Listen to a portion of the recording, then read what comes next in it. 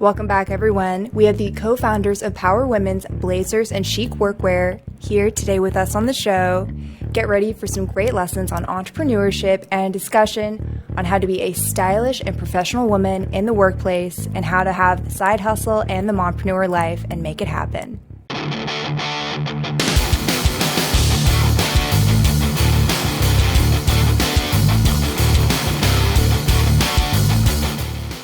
Miriam, Kimberly, welcome to the show. Listeners, you of course have Austin and me here, as usual. Back again. Live in studio. Hi, ladies. Guys. We're so happy to be here. Guys, thank you so much for joining us today. I'm also loving the Miss President Blazers. I think they're super chic. We didn't even plan to coordinate. You didn't even plan to coordinate and you coordinated? This is so great. We always Yes. Oh my I know, God. we always tend to match. We have like the same brain almost. I love that. Do you think that's because you guys are such good friends or because you guys are like co-founders or just because you have great senses of style? I think all of the above, but like mainly just we have very similar systems in our brains at how we think of things, but we're also very different personality wise, but when you get to like the nitty gritty of it, we're very, very similar. Like that. Yeah, I always have to send out that twin emoji to Kim because we literally think the same and say the same thing. I'm like, twins. Yeah, all the time. I love that. Okay, well, ladies, for those of the people in our audience who might live under a rock and don't know about Power Women, can you go ahead and introduce yourselves and give a succinct summary of your brand? Well, I'm Miriam. And I'm Kimberly. Power Woman is a brand focused on making blazers and work clothes for the modern businesswoman or just a modern power woman in general. We like to focus on two things. One of them being that a woman is always ready for everyday activities. So she has the tools on her to succeed no matter what. That means pockets, pockets, pockets, pockets. So we have an inside pocket for your lipstick, your tampon, your pens, and another pocket on the inside for your business cards, your credit cards, all of that. And of course, two outside pockets that are actually large enough for everyday things like your hands. So then we also focus on the fact that femininity and strength should not be mutually exclusive. They should be all in one. We should be able to represent both in one because they are one and the same. So our blazers aren't just a replica of male blazers. They are a representation of us. So they're feminine, they're strong, they come with it, they're prepared, and that's who we are as Power Women. I love that. Thank you. Ladies, clearly Power Women didn't come out of thin air. It came, it's your, brainchild. It's this amazing brand. But how did the two of you meet to begin with? Well, we met in college, but we were not very, we were friends, but we never hung out one-on-one, and we didn't really reconnect until after college when I was planning a bachelorette for my friend, and Kim couldn't go because she just moved back from Colombia, and she didn't have a job, and I was like, don't worry, girl, I'll pay for you. So she came with us, and then after that, she's like, I really need a job, and so I was like, oh, well, I work at this automotive industry. Like, do you want to come work with us? And she's like, yeah, I'd love to interview. And then that's when she got the job, and then we back for both since then. Oh my gosh, I love that. And so how long did you two work together at the auto industry? We worked together from 2015 to 2019. So 2015 to 2019, but I moved away to the same dealership, but a different location halfway through. So we worked together at our Houston location for a few years, and then I moved away to Dallas and worked at a different location for the same brand for another 2 years. So you guys are very experienced in sales then, it sounds like. Yeah, especially because auto sales is like an intense form of sales. It's like it's a whole world within itself. It's honestly just, once you're in it, you've seen a part of a human being that you can't unsee ever again. It's like definitely seeing someone's dirty laundry, right? Oh, 100%. 100%. People come in that are like so nice and so polite, and then it gets to the numbers and they're like, I mean, they're vicious. So you would like, you really get to see them. Well, switching topics here. So you gave us a really great summary of what the Power Woman brand is. So, but let's back up in terms a little bit of the brand history. So you were describing all of the amazing pockets, which, hello, Power Woman blazer over here, loving it. Well, and I learned, Thank you. candidly, I learned before we put the show together, I didn't realize that was a major issue with women's blazers. You know, I'm just used to having pockets all over mine. I'm used to, you know, all those kinds of things. So didn't realize that was something that needed to be innovated. So that's an awesome small thing that I guess goes into the bigger picture of this mission here. Are you ready to burn your card-carrying patriarchy card over here? I don't think I was ever a card-carrying patriarch. But, no, you weren't. That's awesome. But I know it's like a very simple thing that everybody, like men, take for granted, because you guys have never needed a purse. You guys have never needed anything to kind of walk out the door and be absolutely ready. Like if you had an emergency run out of your house, you would have the things you need. You'd have your cell phone, your keys, and your wallet. But if a woman were to run out of her house, she'd be like, oh my God, let me get my duffel bag, you know, with all of her things. And that to me is a problem, because, I mean, especially for, you know, Miriam and I being in the industry that we were, constantly we were needing things that we didn't have on us.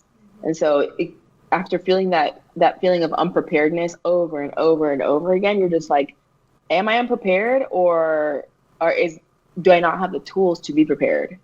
Yeah, the worst feeling is someone's like, oh, can I get your business card? And you're like, yeah, let me run back in. And then 10 minutes later, you go back out there. Yeah, well, and it's awesome. It's such a simple idea, but it leads to this bigger mission that y'all are talking about. And, you know, Andre and I, since we started this podcast, we've had a stretch of a lot of powerful women that have gone out and done great things. And so that's one of the reasons that we're excited to have you guys on, because y'all are the epitome of a lot of our guests and a lot of the statements and just the stories that we tend to follow. Thank you. Absolutely.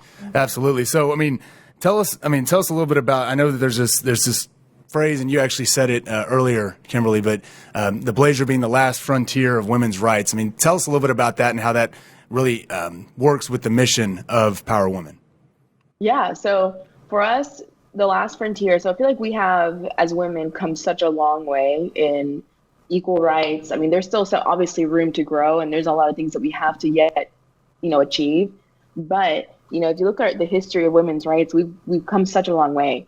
And we went from having doors closed in our face to opening that door, being in the building, and finally being in the conference room. And we're sitting at the table, but we aren't ourselves. We're basically still afraid to be ourselves because we had such a hard time getting to the table that now we're just basically a replica of who was already at the table, which is men. So we come into the office with blue and black and a business suit that doesn't really represent us. And it's a little debilitating in a way, because our biggest strengths come from our experience. And one of the largest aspects of our experience is our femininity. It's our female experience. And we're leaving that at the door. We're not letting that come in because we think that it'll make us look weak, or we've been told that it makes us look weak. So we leave all of that there, and it shows in our clothing. That's one of the things that for Power Women that Miriam and I really wanted to focus on, is celebrating that femininity and also letting people know that we will boss you around and we are gonna wear pink. Like you're gonna respect us, and you're gonna love our pink blazer. You're gonna love our floral lining. You're gonna love that pop of color in my outfit, and you're gonna respect me, because the two are not mutually exclusive. We can come into that boardroom and we can kick ass and we can look super feminine, and you're gonna, like, eventually, I think this movement of feeling strong in our femininity is going to create for future generations I hope, a moment in which little girls and women aren't going to say, oh, well, I can't be girly and I can't do this. You know, I can't be sporty and girly. You know, there are so many things about our personalities that aren't opposites, but that are made opposites by society. And as someone who finds themselves, you know, described that way, like I have a very masculine presence, but I find myself, I feel very feminine as well. And those shouldn't be opposites. Those are just like dual things that run side by side. And I think that's reflected in our blazers. I would say absolutely. I mean, I know whenever I wear one of your blazers, I feel that I am very prepared, and also that I am able to present myself in a way that I think represents my personality. You know, I tend to be a little bit more muted in terms of colors, just because pink brings out my flush in my face. Oh no, that's okay, girl. You're cute. Oh, thank you. But I like this because, you know, I always felt that, you know, I like a good Hugo Boss suit, or you like a good, you know, like Armani suit. But I think it's a really good point that so many of the times, like, it's just the cut is kind of sort of more for women than the actual Armani or Hugo Boss suit is for the man, but there's no pockets in it. Or if they are, it's one of those little fake ones I can't really put anything in. I hate that. Infuriating. And, you know, but then I don't feel prepared, right? And if I want to be in front of a jury giving an opening statement or a closing argument, you know, I want to be able to feel that the blazer I'm wearing not only looks good and professional, but represents me, because I feel that it gives me confidence. And that's something I think is so, like, crucial to a female professional, is confidence. I mean, you know, can you guys, like, speak on that too? Like, is that one of the things that with the blazers that you really wanted to impart to women, was this confidence and feeling authentic? Yeah, feeling authentic is one of the biggest ones. Like, Kim and I always talk about how, you know, like, our blazers are fun, they're flirty, they're girly. And so we just want to bring that out of you. Like, we, you know, as women, like, I feel like all of us want to be feminine. And so we just want to bring that out. And yeah, feeling confident, like, when you're working in a job that 90% of them are male and you want to be seen as an equal, I feel like a lot of time as women, we kind of like step back and don't speak up because we're kind of afraid we're the minority. And so I feel like by our blazers, like, being able to be yourself, like, bring your feminine self, like, we're able to speak up and kind of, you know, take that seat at the table and be like, I am as good as you, if not better. And so I can voice my ideas. Ooh, I got chills, Miriam. Right? Better. You said better. I love that. Well, and I think, you know, what you were just talking about, Miriam and Andrea, what you just said, the whole idea of you've got to be authentic, you've got to be genuine, and you're not doing that if you're not dressing like yourself, if you're not being yourself. And that goes across all lines, but it makes a lot of sense with what the mission is behind Power Woman. And Miriam, you said this a second ago, and I know this is a phrase that stuck out to me as well when we were doing some of the pre-show prep, was this idea of claiming our seat at the table or getting to the table. So what is that, Miriam, what does that mean to you, or what does that mean to Power Women? Yeah, I feel like it means, you know, we're like, women do so much and we're just so hardworking, and we just, you know, try so hard, like, especially when you're in sales, like, it's just so competitive. Everyone is just so driven. And so I don't know, I just feel like sometimes we just kind of like make ourselves shy, and like, we shouldn't do that. And so now that we, you know, men or women are more equal now, you know, we're there. And so we should be able to voice ourselves, like, our ideas are important. You know, we shouldn't just like minute ourselves just because we're women. And so I feel like, you know, sitting at the table and just other men also realizing that you are important, especially in the workforce. I think, you know, I think we need to continue that. Absolutely. Yeah. And having like other men see that female being strong in her femininity and just being, you know, simple things like some women avoid talking with their hands or avoid being super expressive or showing too much emotion, whether that's excitement or sadness or anger, because, you know, it's seen as unstable or too female-like. And that's not the case. I mean, every person has those emotions. I mean, I've seen a woman break down, I've seen a man break down, I've seen a man talk with their hands, I've seen a woman talk with their hands. But if we don't show that, if we don't take ownership of that characteristic, if we don't take ownership of who we are, we're just going to stay in that same hamster wheel of having to not be ourselves, because we're perpetuating it ourselves too. So with Power Woman, it's just, you know, it's a kind of like a segue into, okay, here I am in my feminine, strong blazer. I'm going to be myself today. I'm going to laugh loudly, like I usually laugh when I'm outside. or I'm going to say exactly what I feel or what I think. And I'm not going to be ashamed of that. I'm not going to mince words. I'm going to be myself. And I'm going to cry if I want to, because exactly. Crying is not weak. It's not weak. I mean, it took me years to learn that, because it's just something that's ingrained in you and that you see in society and that you hear from everybody around you. And, especially in sales, like, you go through some rough rejections. I mean, like, tough stuff. Not even just rejections, but just like rough encounters. And you gotta cry. Like, you can't just come back the next day and not have given it a good cry. Sometimes you just have to purge, You have to purge those feelings. Gosh, yeah, I've been there. Girl, get your ice cream. Let's do this. No, I feel you. So if both of you have worked in a very male-dominated industry, and your blazers are something that helps, I think particularly, and I'm biased, a woman who's also in a male-dominant industry, sorry, Austin, law, but particularly aviation law.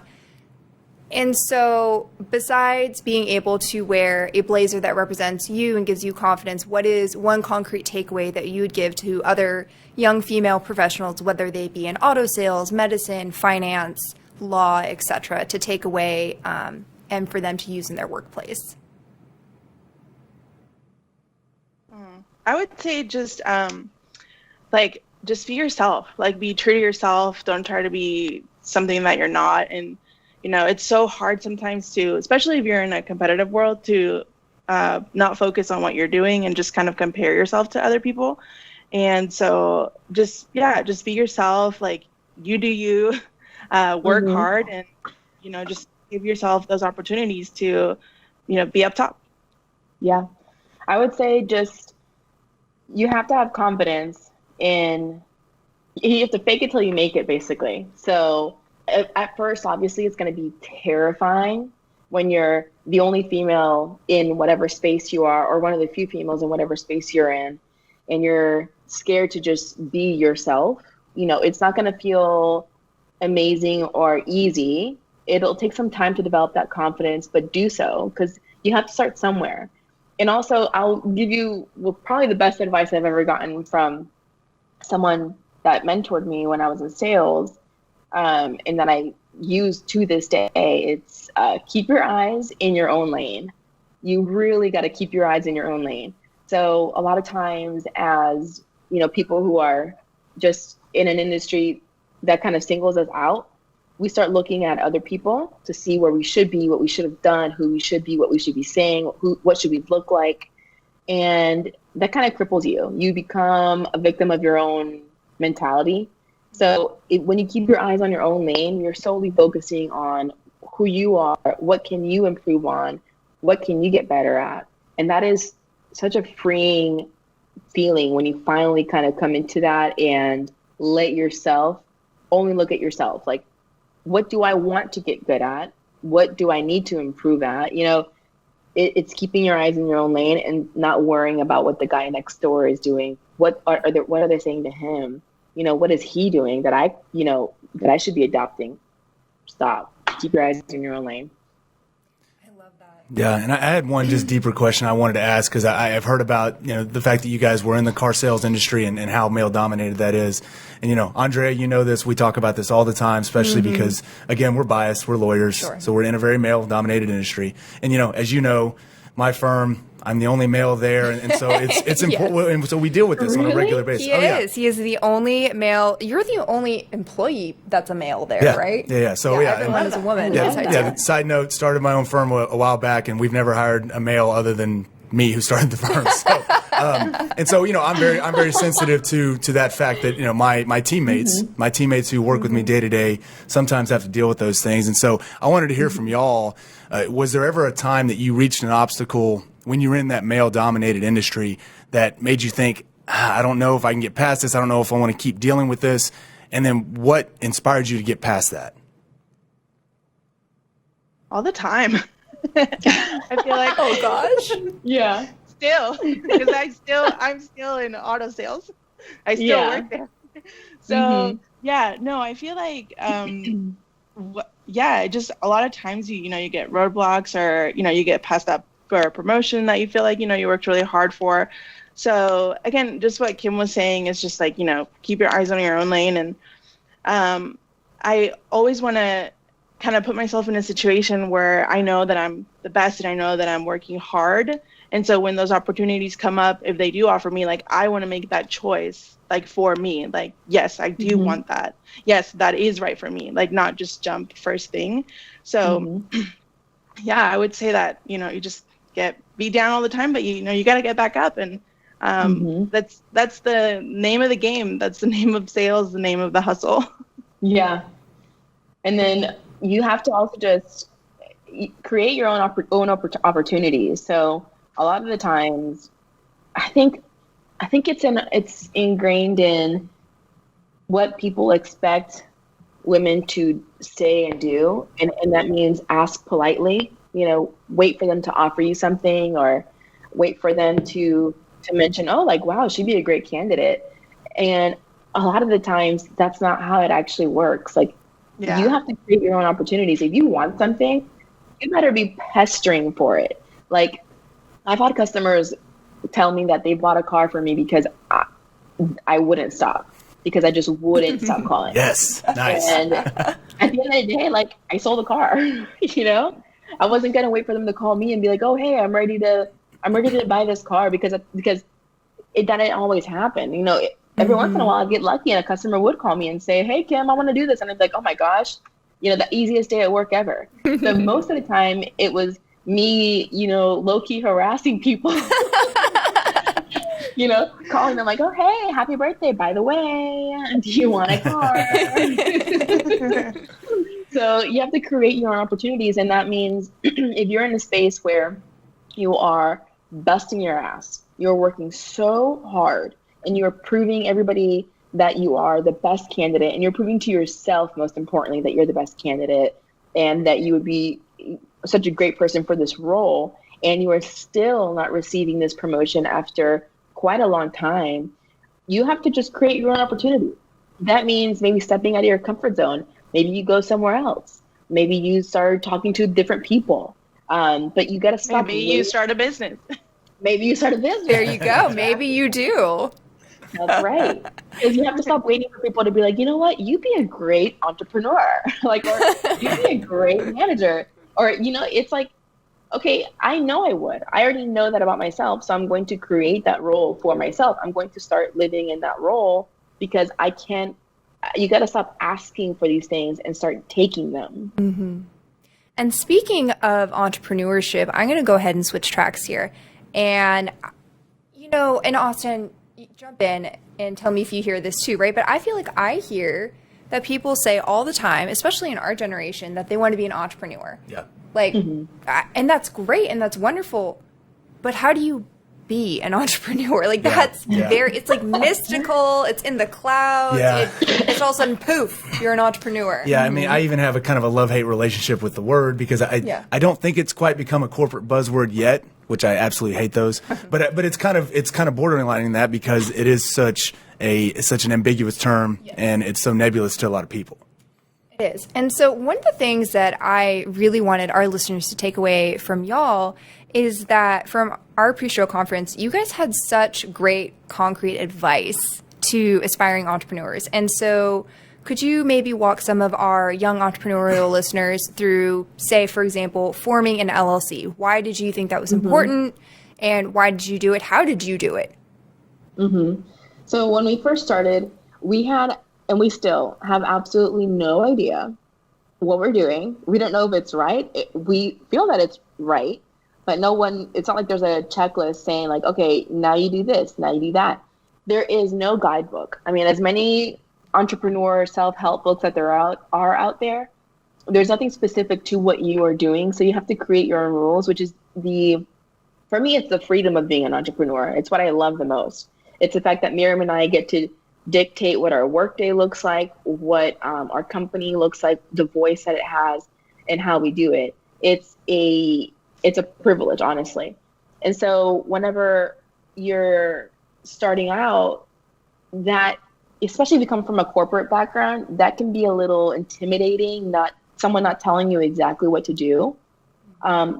try to take comfort in it though. Try to like lean into the unknown, and make it your opportunity to do things exactly how you would do them.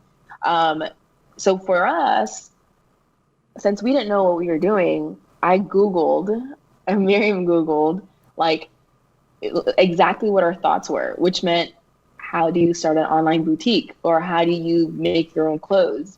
And it was pouring blog after blog after blog, you know? Mm-hmm. And after a while, we realized, okay, I don't know how we realized this, but we wanted to form an LLC, especially because we're a partnership, right? Mm-hmm. And Miriam and I are best friends, but we're not ignorant to the fact that partnerships sometimes go wrong. And so, and since, because we became friends in business, especially, we're just, I don't know, we're very black and white. Like, okay, this is the way we should do things. Like, we're 50-50. Let's put it in the contract, right? Let's make it concrete. I don't want any kind of handshake type situations where later on, Miriam gets upset at me because I wore the same blazer as her. And decides to kick me off of Power Woman. So we decided, we're like, let's get this in writing. And so we looked for LLCs, or how to form an LLC, and we Googled it. And I don't want lawyers to get mad at me, but we did it online. Is that like a faux pas? I don't know. For lawyers? Yes, but we'll just keep going. Yeah. Sorry, but honestly, I'll tell you this: if you form a business, the lawyer aspect is huge. Like, the legal aspect is huge, and it's something that we had not predicted. And y'all are expansive. Yes. But you know what? You work for it, so I get it. So we looked for a best LLC formation for small businesses. Mm-hmm. And we read a few articles about that. And the one that we chose was Inkfile. Mm-hmm. And it was pretty inexpensive, and they were very informative. So we enjoyed that. And that's how we formed it. But what was important about that wasn't just like the physical formation of the LLC. It's the fact that after you form an LLC, you got to keep moving forward. You can't just sit on this LLC and be like, yeah, now what? You know, like you're going to look dumb. So you got to just, okay, I did an LLC. I guess now I got to make a website, you know, like you got to keep going. And that's the most important thing about being an entrepreneur. It's momentum will push you forward. Take one step, and then your next, like your foot just kind of follows. You kind of fall into it. I like that, how you just fall into it. So, I mean, did you just fall into learning how to select fabrics? Because, I mean, the fabrics are great. They're not too heavy. They're not really stiff. And I mean, this is my ignorance showing. I mean, I go to a craft store or something and I'll feel the materials and I'm like, there's so many. And I'm sure that there's more materials out there in the world than just what I see at a craft store. Gosh. So what are the steps y'all took in selecting the fabrics for the workwear for Power Women?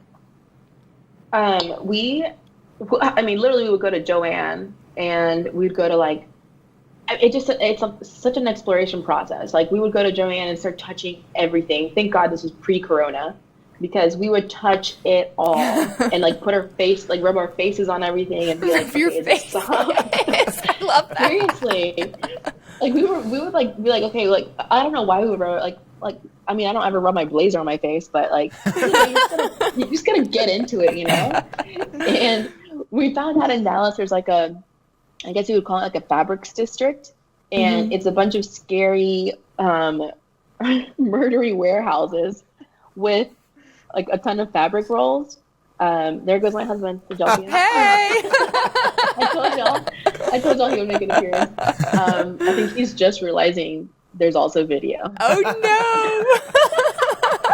Because he's thinking like, oh, podcast is like something like you listen to. Yeah. I think he's now kind of clicking okay. Anyway, so we went to the design district for fabrics and do the same thing over and over and over and over again. And when we met our manufacturer, we made some mistakes. I mean, we would order certain things and receive them and be like, this is not the fabric. Because sometimes you even stretching it and having a little swatch, you think like, oh, amazing. And then you get it in like the larger, form, and it's the worst. So it's a lot of trial and error. You have to just be open to falling on your face. And entrepreneurship is not for perfectionists. It's not, you got to just get over that. Yeah, like there was one time that we ordered these pants and we thought that they were going to be this certain material, and when we got them, we were like, "Oh my God, this is not the material that we wanted." And someone would put them on and they were too thin, and we're like, "We can't have people wearing this, and like this is our brand." So we had to throw away 2,000 pants. Yeah. I'm gonna be dramatic. Maybe it was like 1,000. Yeah. Okay. Well, 2,000 sounds better. Yeah. Oh my gosh. It was a lot of pants. Yeah. That sounds like a lot. Well, and I love, It's painful too, because it's like from our pockets. Like these are our savings. Right. So not 2,000 times however much it took us to make those pants. Like it's painful. Maybe it was $2,000. Something $2,000. I know. Like, Yeah. girl, 2,000 pants. I'm out here counting a pocketbook. Well, and I think both of what y'all just said touches on something that so many people don't understand. So, Kim, you just talked about momentum is huge in entrepreneurship, which is very true. And then, Miriam, you're talking about failure, which a lot of people, you see all these inspirational posts on Instagram about how failure has actually kind of become a sexy thing. And it's probably not as sexy as it really is when you go through it. And that's one of the topics I think is great that we put this in here, Andrea, is that there's a perception of how a business should be run on Instagram versus the reality of it. I think that you guys kind of just talked about it, but could you expand a little bit on that and just tell us a little bit more about how all the flash and all the great stuff we see on social media isn't exactly the grit you see behind the scenes?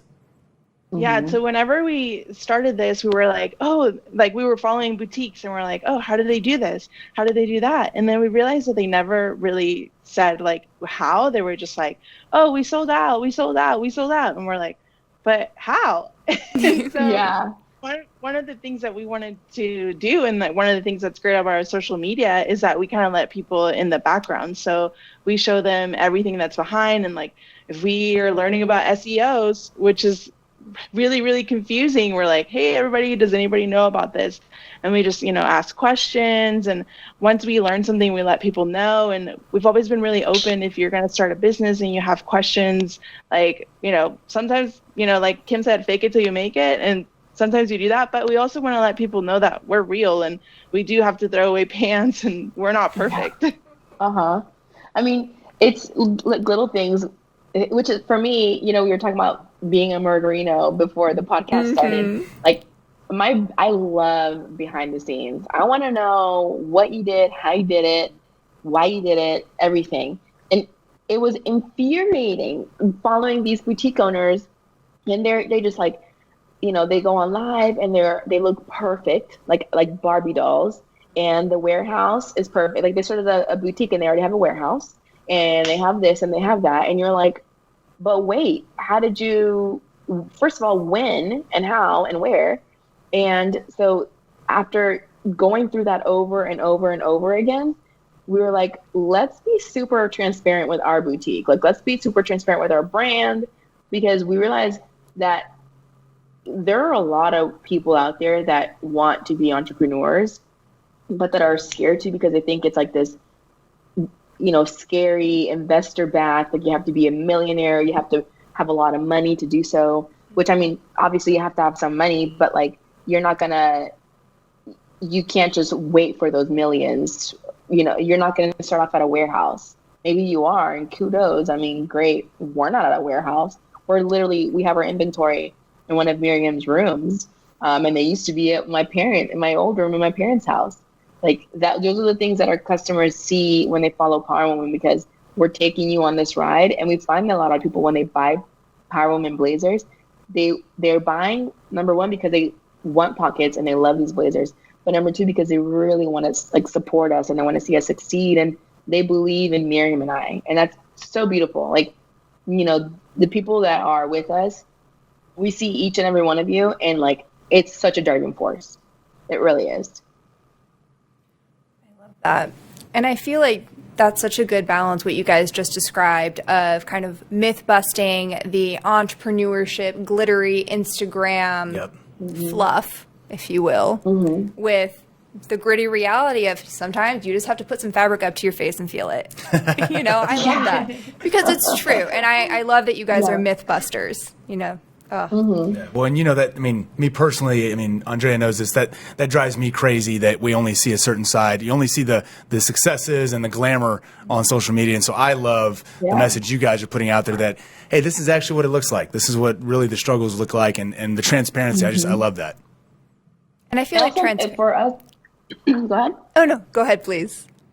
So like when we first started, we also didn't see anybody that looked like us doing it also, or showing us how to do it, or that we're opening a boutique. So I remember when we first started, we would try to kind of like form our captions after what they were saying and pose how they were posing and wear what they were wearing, but we are so inherently not like them because we're not. Everybody's so unique, and so we find ourselves like, what do we say, what do we do, what do we wear? And we were only asking ourselves those things because we were trying so hard to be someone that we're not, because we weren't seeing anybody like us out there. And so once we dropped that act, and once we dropped like that desire to be like everybody else, it just came natural to let everyone in behind closed doors. It came natural to let everyone know our struggles. And if failure is sexy, Miriam and I are sexy as hell. We're out here just like McSteamy and McDreamy, like because we are doing it, but we're also not doing it. Oh gosh, I love that. All right, ladies, I have a last set of rapid fire questions for you. So, I know. It's kind of a 1-2 punch. All right. So, Miriam. Wait, who goes first? Okay. Yes, Miriam's going first. Okay. Miriam, you are working a full-time job with, I'm guessing, some pretty intense hours, and yet you are also one of the co-founders of Power Woman. In a quick 1-2 sentences, how do you make the side hustle still have the main job life happen? Go. Yeah. So wake up at 4:30 every morning. I work out at 5, from 6 to 9, Power Woman. Then I go to work. I come home. I do some orders, Power Woman, and then Sunday, Power Woman with Kim. Literally no days off. Wow. Oh, the hustle is real, but I love it. Kimberly, you are a mother of a adorable little girl who, I also love how she crashes your try-ons. It's like my favorite part of the story. She's so nosy. She gets like severe FOMO. Like if I have to hide in the closet, if she hears me do anything, you can hear her little knocking on the door. She's the only one that she's crazy. Oh my gosh. So how do you how do you balance being a full-time mom, right? Which is no like joke of a job, and also being a co-founder of Power Woman in 1 or 2 sentences? I honestly had to change my expectations. I was so used to being in control of my own time and being like, okay, I'm going to wake up at this hour and I'm going to do this and I'm going to do that. And then I'm going to change lanes to do this. And it took me a long time after giving birth to realize that I had to kind of let go of some of that control and be a little bit more flexible with what I was doing and when I was doing it. Being a stay-at-home mom is not a glorified job at all. And it's rarely even considered a job. But after, being in sales and working as hard as I did, I can honestly say like being a stay-at-home mom is insane. Like no one tells you that it's insane, but it really I saw someone yesterday, right? Like being a mom it both makes you go crazy, but also makes you fall in love every single day. And that's exactly the truth. So the way I have to balance it is I recently, my daughter is over a year old. She's, I think, 14 months old or 14 months old. And I recently got someone to come over on Tuesdays and Thursdays to help me watch her from 9 to 2 p.m. because that is the only way that I was able to dedicate uninterrupted time to Power Woman. Before that, I was literally like feeding with one hand, changing diapers with one hand, and answering comments, posting, talking to the manufacturer, researching SEO, writing blog posts with the other hand, like constantly, which is like for your brain and for your body, it's exhausting. And so once I finally gave myself the the help that I needed, it was a lifesaver. It really was. Like, you have to change your expectations and also just lower your pride. Like, you need help. Every mom needs help. Even if I didn't have Power Woman, I would still need help. And it blows my mind that stay-at-home moms don't really get that help because it's seen as like, oh, you don't even have a job. Like, this is you just stay at home with your kids. And it's like, yeah, the job is 24/7. Like, my job sometimes goes into the night, when Sophia wakes up constantly. So you have to be honest about it, lower your pride, and then just change your expectations. It's not a balance. It'll never be a balance. I love that. I think those were some really wise words. And also, again, myth-busting away, myth-busting the mompreneur and myth-busting the side hustle while maintaining the 9-to-5. Because it's hard. It is so hard. Mine's more like 9 to 8. 9 to 8. Oh my gosh. Yes. Well, thank you. Yeah. Let me not sell you short there. My God. Well, and I mean, we knew we were going to love this show, but Andrea and I, what we try to do on this show is give our listeners some concrete takeaways. And I think here it's very clear. I don't want to take the words out of your mouth, but you guys have said be your own individual, create your own opportunities, and run after the momentum and embrace the failures is what it sounds like. Absolutely. I mean, take that first step. Whatever, if you have a dream or if you're thinking about something, don't wait till you're like 100% ready. Like, we sold our first blazers when we had no inventory. I mean, we showed up at an event that someone that is mentoring us insisted that we go to. And we were like, we don't have any inventory. We don't have any blazers. All we have are these like janky samples. And she was like, doesn't matter. Like, I'll see you at 8. And I was like, oh my God, Miriam, what are we going to do? And you should have seen our booth. Our booth is like, we were so proud of it back then. But now we look at pictures and we're like, oh my God, we look like we're selling insurance. It was so bad. But that night we we pre-sold so many blazers and we were like, oh my God, like, this resonates with people. So if we had waited until we had inventory and had pictures and this and that and blah, blah, blah, we would still be at square one, I think. So just jump before you're ready. I know that's like not very fiscally, I don't know. I learned by being in it. Like, I learned swimming by being pushed in a pool. And that's the same thing with entrepreneurship. Like, we formed our LLC, we made a website, we started taking pictures. And that's how you just start. No one's gonna. If someone messages you and says you look like a noob, block them. Like, that's the beauty of social media. You can block people. You can't do that in real life. Awesome. Well, ladies, thank you so much for coming on the show today. I think this is going to be one of our best episodes yet. Frankly, I agree. There's just oh my God. Seriously, no, but there are so many great takeaways, and you. Like, y'all are just wonderful people in addition to being successful businesswomen. So, oh my gosh, y'all don't even, hype us up some more. I love it. But honestly, thank you so much for having us. Like, we are obsessed with lawyers. I don't know why, but we follow quite a bit. Did y'all hear my baby back there? Oh, hey girl. He is up. But we're obsessed with lawyers, and we love, like, I don't know, like, I think since Legally Blonde, it's just been such an obsession. And so we're so excited to be on this podcast. We love hearing y'all's episodes. And honestly, this is like such a cool experience for us. Thank you so much for having us. Gosh, thank you. You guys come back anytime. I love that. Thank you. All right. Well, take care, y'all.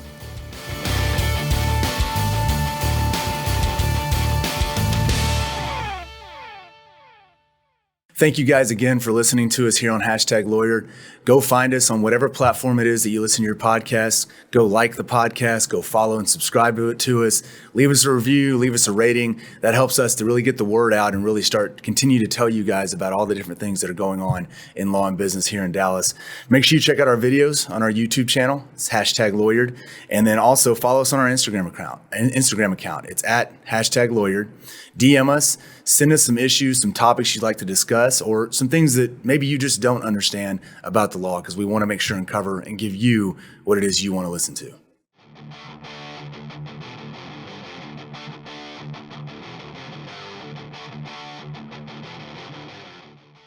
Welcome back to Closing Arguments, ladies and gentlemen. Today we have a story about none other than Kanye West, and yes, his still maybe kind of sort of attempted presidential campaign. Yes, Kanye for president. Anyway, Kanye filed in about early October of 2020 documents to trademark what appears to maybe be his campaign slogan, God Save America, and you guessed it, it's going to most likely be on hoodies, t-shirts, and other Yeezy-inspired wear. Stay tuned, and I bet there will be some high selling points for those clothing.